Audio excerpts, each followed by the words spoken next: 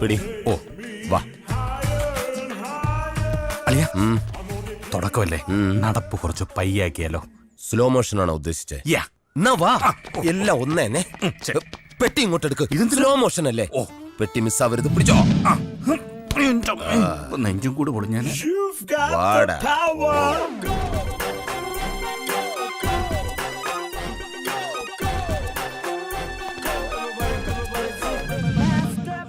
വട്ടിപ്പലിശക്കാരന്റെ വീടാണ്, കുറച്ച് മാന്യത കാണിക്കണം. അപ്പൊ ചവിട്ടി തുറക്കാല്ലേ? പിന്നെ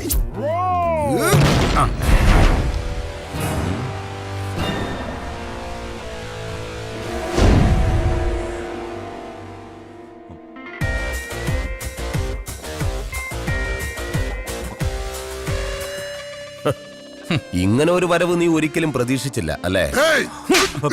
ഒരാണും പെണ്ണ് സംസാരിക്കുന്നതിനിടയ്ക്ക് കയറി ഡോയ് കൂയിന്നൊന്നും ഒച്ചുണ്ടാക്കരുത്. Boss continue. Thank U.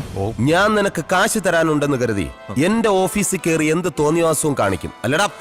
അല്ല സുധീന്ദ്ര, ഏത് പോലീസുകാരനും ഒരു അബദ്ധം പറ്റത്തില്ലേ? വട്ടിപ്പലിശക്കാരനൊക്കെ എന്ന് മുതലാടാ പോലീസുകാരനായത്?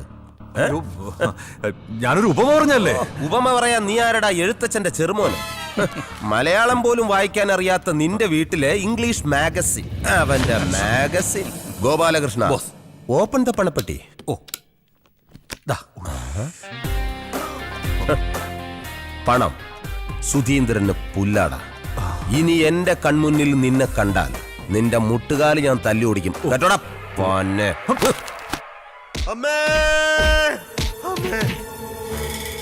ഉറക്കത്തി നീ എന്തൊക്കെയാടാ ഈ കാണിച്ചു കൂട്ടുന്നേ?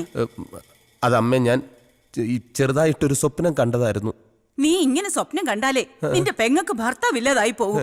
അളിയനെന്തു പറ്റി? ദാ നോക്ക്. അളിയൻ ഇന്നലെ എന്റെ അടുത്താണോ കിടന്നത്? ഞാൻ ഉറക്കത്തിലായിരുന്നു അളിയ. ശരിക്കും എന്താ പറ്റിയത്? എന്താ പറ്റിയതോ? ഇടിയും തന്ന് മുഖത്ത് ചൂട് ചായ ഒഴിച്ചിട്ട്. അത് സ്വപ്നത്തിൽ സംഭവിച്ചതാ. പക്ഷേ അളിയനൊന്ന് ഉറക്ക കരഞ്ഞിരുന്നെങ്കിൽ, ഒന്നൊച്ച വച്ചിരുന്നെങ്കിൽ ഞാൻ ഉണർന്നേനെ അളിയ, ഞാൻ ഉണർന്നേനെ. അമ്മ വരാൻ ഒരു 2 മിനിറ്റ് വൈകിയിരുന്നെങ്കിൽ ഞാൻ ഒരിക്കലും ഉണരില്ലായിരുന്നു. അതുപോട്ടെ, അളിയൻ എന്ത് സ്വപ്ന കണ്ടത്? ഞാൻ എന്റെ കടബാധ്യത മുഴുവൻ തീർക്കുന്ന സ്വപ്ന കണ്ടത്. അല്ലാതെ എന്നെ തീർക്കുന്ന സ്വപ്നമല്ലല്ലോ അളിയ. അളിയന്റെ കടബാധ്യത ഒരിക്കലും തീരാത്ത സ്വപ്ന. അളിയനൊന്ന് പിടിക്കോ? അവന്റെ ശരീരത്തിൽ അവയങ്ങളൊക്കെ വറക്കേണ്ടോ നോക്കട്ടെ. ദേഹം മുഴുവൻ പൊള്ളിയാൻ തോന്നുന്നു. ചൂട് ചായ മുഖത്തൊഴിച്ച്. ഒരു കണക്കിന് അളിയൻ ഭാഗ്യവാനാ. ഞാൻ ഇന്നലെ കണ്ട സ്വപ്നം എന്താണെന്നറിയോ? എന്താ അളിയ? അളിയന്റെ മുഖത്ത് ആസിഡ് ഒഴിച്ച് ഈ വീടിന് ഞാൻ തീയിടുന്നതായിട്ടാ.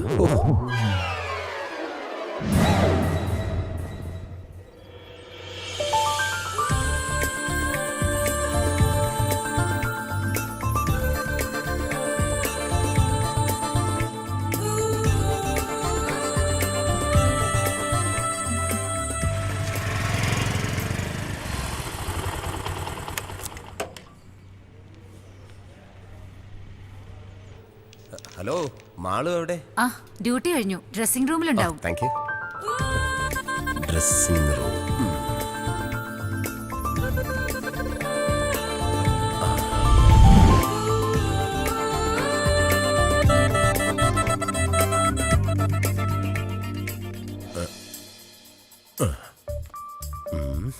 ദൈവമേ, ആരും വരല്ലേ. മാളു ചക്കരക്കുട്ടി. അയ്യോ സോറി, മാളു വന്ന് കരുതിയിട്ടാ. ഇങ്ങനെയുണ്ടോ സ്ത്രീകള്?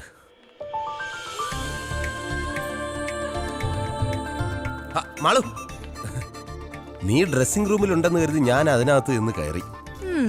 ഞാനില്ലാന്ന് അറിഞ്ഞോണ്ട് കയറിയതല്ലേ? അതെ, എങ്ങനെ മനസ്സിലായി? ഈ സ്വഭാവം എനിക്ക് അറിയില്ലേ. പിന്നെ ഇന്ന് വൈകുന്നേരം റെഡി ആയിട്ടിരുന്നോ? ഒരു കിടിലം പർച്ചേസ് ഉണ്ട് എന്റെ വക. അപ്പൊ എന്നെ വീട്ടിൽ കൊണ്ടുവിടുന്നില്ലേ? ഇന്ന് നീ ഒറ്റയ്ക്ക് പോയാ മതി. എനിക്ക് കൊറിയർ ഓഫീസിലെത്താൻ സമയമായി. Okay, bye. കല്യാണം ഒന്ന് കഴിഞ്ഞോട്ടെ. ഓക്കെ, കല്യാണം കഴിയട്ടെ. അപ്പൊ കല്യാണം കഴിഞ്ഞില്ലല്ലേ? ഇല്ല, അമ്മാവന്റെ മകളാ കെട്ടാൻ പോകുന്നേ ഉള്ളൂ. മോനെ, ഒരു ഉപദേശം തരാം. എന്താ? ഈ വിവാഹം എന്ന് പറയുന്നത് ഒരു KSRTC ബസ് പോലെയാ.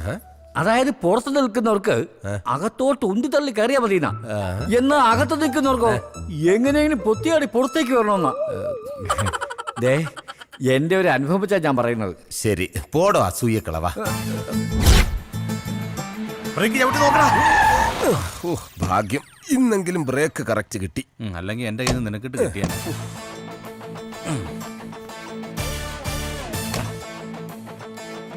Good morning. Good morning. വെറുതെ നിൽക്കുവാണോ?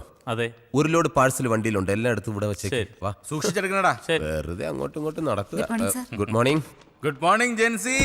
ഇതൊക്കെയാണ് വിശേഷങ്ങൾ. അതെ, പഞ്ചാര അടിച്ചുകൊണ്ട് നിൽക്കാതെ ഈ പാഴ്സൽ എല്ലാം പെട്ടെന്ന് സോർട്ട് ചെയ്യാൻ നോക്കാം. ശരി സാർ. ശരി.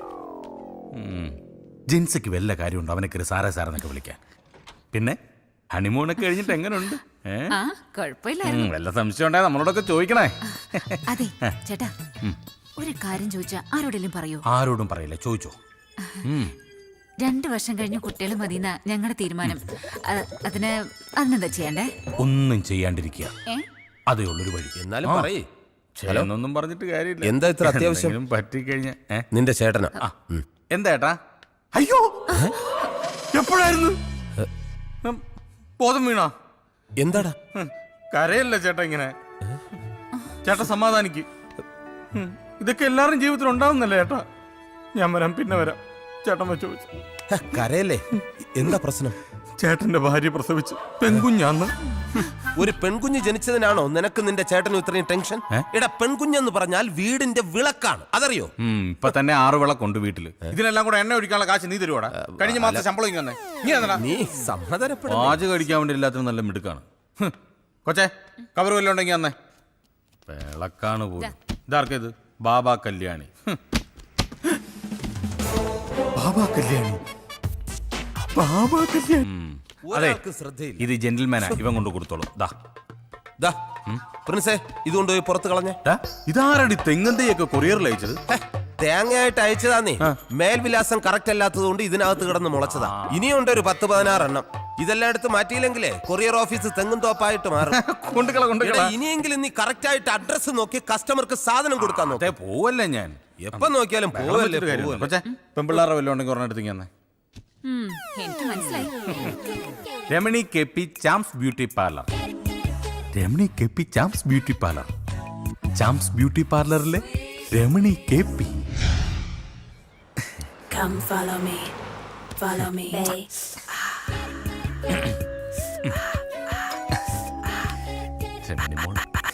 ഇപ്പൊ വരും. Come follow me, follow me, baby. ആരാ? ഞാൻ കൊറിയന്നാ. കണ്ടിട്ട് ആഫ്രിക്കയിൽ നിന്നാണെന്ന് കരുതി. കൊറിയല്ല, കൊറിയർ സർവീസ് കേട്ടിട്ടില്ലേ? Super fast courier. ഒരു കവർ ഉണ്ടായിരുന്നു. ഇനി തന്നേക്കാം. സാറിനല്ല, പിന്നെ മാഡത്തിനാ. മേഡമോ? ആ, രമണി മാഡത്തിന്. രമണി മേഡമല്ല, മാന ഈ ഞാൻ. അയ്യേ, അതെങ്ങനാ ശരിയാവുന്നത്? രമണി എന്ന് പറയുന്നത് സ്ത്രീയല്ലേ? എടോ, എന്റെ മുഴുവൻ പേര് രമണീദാസൻ നായർ. എന്റെ ജ്യേഷ്ഠന്റെ പേര് ഗൗരീദാസൻ നായർ. എന്റെ അനുജന്റെ പേര് ശോഭനദാസൻ നായർ. ആ ഈശ്വര റായി സാറിന്റെ സഹോദരി ആവാതിരുന്നു ഭാഗ്യം. അതെന്താ? അല്ലെങ്കിൽ സാറിന്റെ അച്ഛൻ ആ സുന്ദരി കൊച്ചിന് ഭാർഗവൻ പിള്ള എന്ന് പേരിട്ടാനെ. ഒരാള് വന്നിരിക്കുന്നത് എന്നാ ഒപ്പ് വേണ്ട. ഒരൊറ്റ ഒപ്പിയുണ്ടല്ലോ, രമണി ചാച്ചൻ ഞായരി. വാതിലും തുറന്നിട്ടിട്ട് നിന്റെ അച്ഛൻ ഇത് എവിടെ പോയതാടി? ടിവിയുടെ മുമ്പിൽ കാണും. റോഡ് ക്രോസ് ചെയ്യുമ്പോ വണ്ടി ഇടിച്ചെന്നോ? എന്നിട്ട് ഹോസ്പിറ്റലിൽ കൊണ്ടുപോയില്ലേ? അവസാനം മക്കളെല്ലാം കണ്ടിട്ടാണോ മരിച്ചത്? എന്താ പറ്റിയച്ചാ? എല്ലാം പോയി മോളെ. ആക്സിഡന്റിൽ മരിച്ചു. ഈശ്വര, ആരാ അമ്മവാ? അത്തിമുറ്റത്തെ ജയന്തി. അതാരാ അമ്മവാ? ആ കുങ്കുമപ്പൂവിലെ പ്രൊഫസർ ജയന്തി. ആദ്യം ആ രുദ്രൻ, പിന്നെ ജയന്തി. ഇത് ഞാൻ എങ്ങനെ സഹിക്കും? നിന്റെ അച്ഛന് സീരിയൽ ഭ്രാന്ത് തീർന്നില്ലേ? നിങ്ങൾ കുറെ നേരമായി വന്നിട്ട്? ഇല്ലമ്മാവാ, കുറേ നേരം ആയേ ഉള്ളൂ. ആ, നീ പോയി ചായ എടുക്ക്. ആ, നീ ചായ കുടിച്ചിട്ട് പോയാ മതി. പോയിട്ട് അത്യാവശ്യമുണ്ട്. ആ അതെ, എന്താ? പരസ്പരം കാണണം. നമ്മള് ഇപ്പൊ കണ്ടില്ലേ? നല്ല സീരിയലാ, തുടങ്ങാറായി. ഞാൻ കാണാൻ പോവുക. ഇങ്ങനെയുണ്ടോ സീരിയൽ ഭ്രാന്ത്?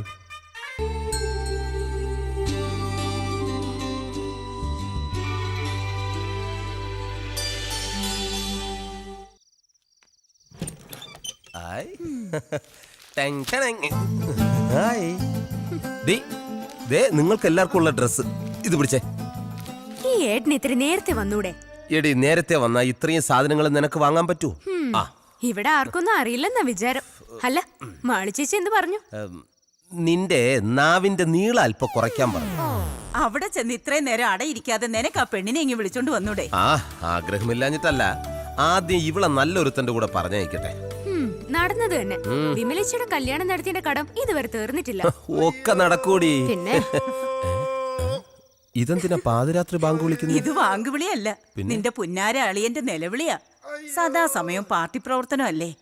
ഏതോ സമരത്തിന് പോയി തല്ലും കൊണ്ടോണ്ട് വന്നിരിക്കുക. ആവി പിടിക്കുന്നതിന്റെ ബഹളം ആ കേക്കുന്നേ. നിങ്ങൾക്കൊന്നും ഉറക്കൂല്ലേ രാത്രി? പാതിരാത്രി ഇങ്ങനെ കുരവേട്ടുകൊണ്ടിരുന്നാൽ എങ്ങനെയാളിയാ വീട്ടിലുള്ളവർ ഉറങ്ങുന്നേ? അളിയനിത് എന്ത് പറ്റിയതാ? ആണവ കരാറിനെതിരെ നമ്മുടെ പാർട്ടിക്ക് വേണ്ടി ഒരു കലക്ടറേറ്റ് വളയലുണ്ടായിരുന്നു. എന്നിട്ട് അളിയനാണല്ലോ വളഞ്ഞിരിക്കുന്നത് പാർട്ടി ചിഹ്നം പോലെ. ഇപ്പോഴാടി നിന്റെ ഭർത്താവിന്റെ പേരിനൊരർത്ഥം വെച്ചത്. എന്ത്? TK Prabhakaran, തല്ലുകൊള്ളി Prabhakaran.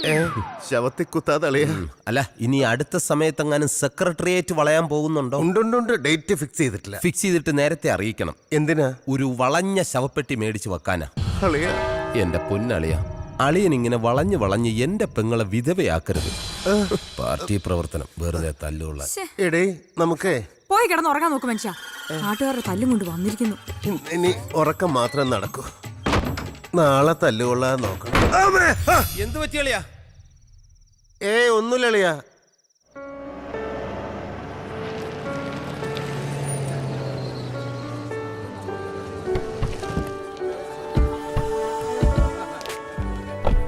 Hi, good morning. Hi. Okay. നിങ്ങൾ കാണിക്കുന്ന സ്നേഹത്തിനും സഹകരണത്തിനും എല്ലാം നന്ദി. ഇപ്പൊ ഒന്നും പറയാൻ നിർവാഹമില്ല. സമയം വരുമ്പോൾ ഞാൻ തന്നെ നിങ്ങളെ വിളിച്ചെല്ലാം പറയാം കേട്ടോ.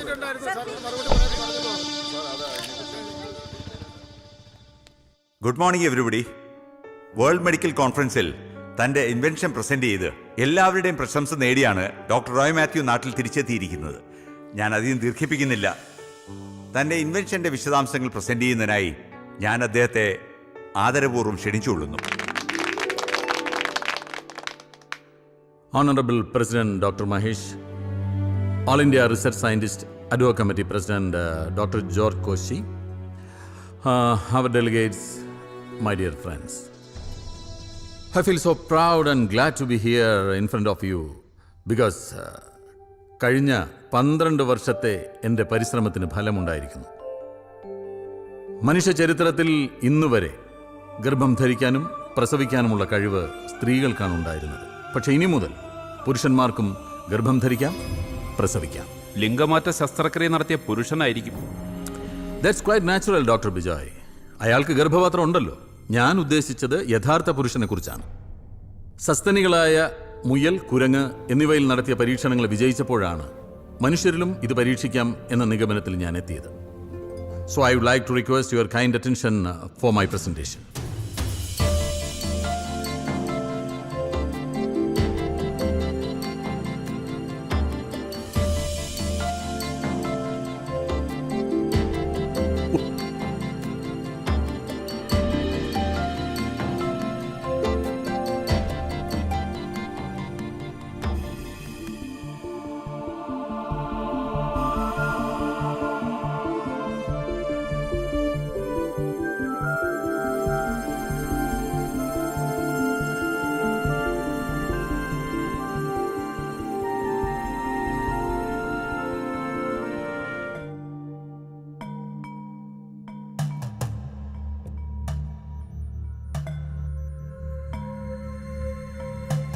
ഒരു സ്ത്രീയിൽ ഗർഭധാരണം നടക്കുന്നത് അണ്ഡം ബീജവുമായി സംയോജിച്ച് ഭ്രൂണം പിറവിയെടുക്കുന്നിടത്താണ്.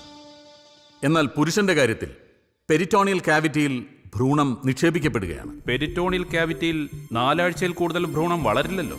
ആഫ്റ്റർ 4 വീക്സ് അത് പൊട്ടി ഫ്ലൂയിഡായിട്ട് പുറത്തു പോകും. നോർമലി സ്ത്രീകളിലും യൂട്രസിന് പുറത്ത് ചിലപ്പോഴൊക്കെ ഗർഭധാരണം നടക്കുന്നുണ്ടല്ലോ. നമ്മളൊക്കെ MBBS പഠിച്ച കാലഘട്ടത്തിൽ നിന്നും മെഡിക്കൽ സയൻസ് ഒരുപാട് വളർന്നു. As per the new findings 45 weeks, അതായത് 315 ദിവസം വരെ ഭ്രൂണത്തിന് പെരിറ്റോണിയൽ കാവിറ്റിയിൽ വളരാൻ കഴിയും. വിദേശത്തുള്ള അനേകം ശാസ്ത്രജ്ഞന്മാരുടെ മെയിൽ കമ്മ്യൂണിക്കേഷൻ ഡോക്ടർ റോയിയുടെ വാദത്തെ സപ്പോർട്ട് ചെയ്യുന്നുണ്ട്. ബട്ട് ഡോക്ടർ, ഒരു പുരുഷൻ എങ്ങനെ പ്രസവിക്കാനാവും? Doctor, you said the point. പുരുഷന് വജൈന ഇല്ലാത്തത് കൊണ്ട് ഒരു സിസേറിയനിലൂടെ മാത്രമേ നമുക്ക് കുഞ്ഞിനെ പുറത്തെടുക്കാൻ കഴിയൂ. ഡോക്ടർ, ഈ പരീക്ഷണത്തോട് എനിക്കൊട്ട് യോജിക്കാനാവില്ല. We have some ethics. കാലാകാലങ്ങളായി നാം പിന്തുടരുന്ന ആചാരങ്ങൾ. നമുക്കൊരു സംസ്കാരമുണ്ട്. അതെങ്ങനെയാണ് നമ്മുടെ സംസ്കാരത്തിനെതിരാവുക? ഇത് പ്രകൃതിയുടെ സന്തുലിതാവസ്ഥ തകടം മറിക്കും. യെസ്, ഇത് സാമൂഹികമായ ഒരുപാട് അസമത്വങ്ങൾക്ക് വഴിതെളിക്കും. നോ ഡോക്ടർ ബിജോയ്, ഒരു സ്ത്രീക്ക് ഒരിക്കലും ഒരു പുരുഷനെ ഗർഭം ധരിപ്പിക്കാനാവില്ല. ഗർഭധാരണം മുതൽ പ്രസവം വരെ ഒരു പുരുഷന് ഡോക്ടറുടെ സഹായം കൂടിയേ തീരൂ. മിസ് റോയ്, താങ്കൾ ഈ പരീക്ഷണത്തിൽ നിന്നും പിന്മാറണം. മനുഷ്യവംശത്തോട് കാട്ടുന്ന ഈ കൊടും പാതകത്തെ നമ്മുടെ സംഘടന പിന്തുണയ്ക്കരുതെന്ന് ഞാൻ ആവശ്യപ്പെടുന്നു. This is the first time in medical history that such an experiment has ever been carried out. The results will be happiness to many families all over the world. Doctor റോയുടെ കണ്ടുപിടുത്തം അവിശ്വസനീയമാണ്. സാമാന്യ ബുദ്ധിയുള്ളവർക്ക് ഇത് ദഹിക്കില്ല. But it is the truth. ഒരു മലയാളി ഈ പരീക്ഷണത്തിന് മുതിരുമ്പോൾ നമ്മൾ അഭിമാനിക്കണം, കൈയടിച്ച് അഭിനന്ദിക്കണം. മിസ്റ്റർ റോയ്, താങ്കൾക്ക് വൈൻഡപ്പ് ചെയ്യാം. അഭിനന്ദിച്ചവർക്കും വിമർശിച്ചവർക്കും എൻ്റെ നന്ദി. Thank you. Thank you all. ഇവിടെ ഇരിക്കുന്നവരെല്ലാം അബ്നോർമൽ ആയിപ്പോയി. എല്ലാവരും ഏതോ മായാലോകത്ത്. You are absolutely right doctor Bijoy. Indian ഫിലോസഫിയിൽ പോലും പ്രിഫറൻസ് മായയ്ക്കാണ്. Maya means illusion. ഞാനും നിങ്ങളും എല്ലാം ജീവിക്കുന്നത് ഓരോ മായ കാഴ്ചകളിൽ അഭിരമിച്ചാണ്. Some dreams become true and my research is such a dream. ഷണ്ഡത്വവും വന്ധ്യതയും കാരണം ബുദ്ധിമുട്ട് അനുഭവിക്കുന്നവർക്ക് ഈ മാർഗം വലിയൊരു സഹായമാവും. Finally, I declare that a man could become pregnant and he's able to deliver a healthy offspring. That's all. Thank you. Thank you.